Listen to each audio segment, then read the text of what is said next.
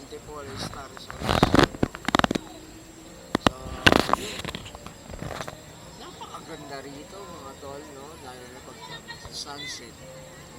Pababa na yung araw.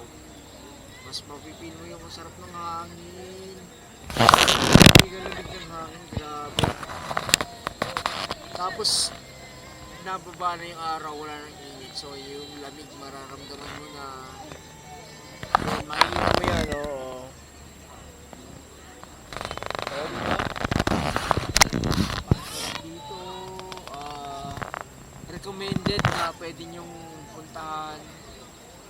Ngayon, bago mag summer, punta na kayo rito para at least maramdaman nyo yung yung sarap mga tol. Grabe. Ano, talagang ganda. Yung mga pool naman dito, okay naman siya kasi may malalim, may mababaw. So malinis pati. Hindi siya kagaya ng ibang pool na stock lang. So nagra-running yung tubig niya.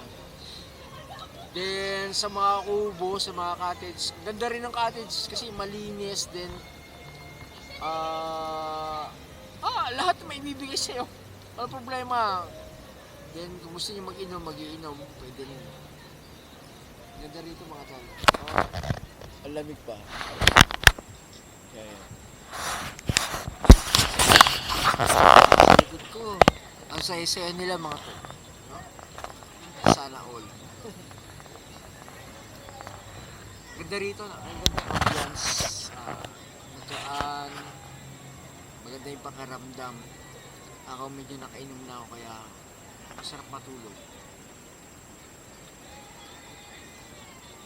Actually meron dito 24/7 to sa umaga 8 to 6 din sa gabi 6 to 8 ng umaga.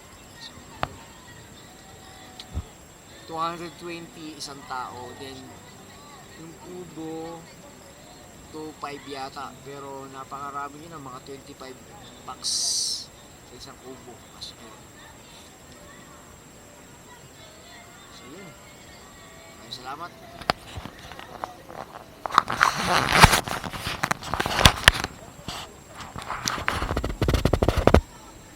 Tapos hindi ka rito, hindi ka lugi rito, hindi ka lugi. Ang ganda. Ayan, shout out, maraming salamat.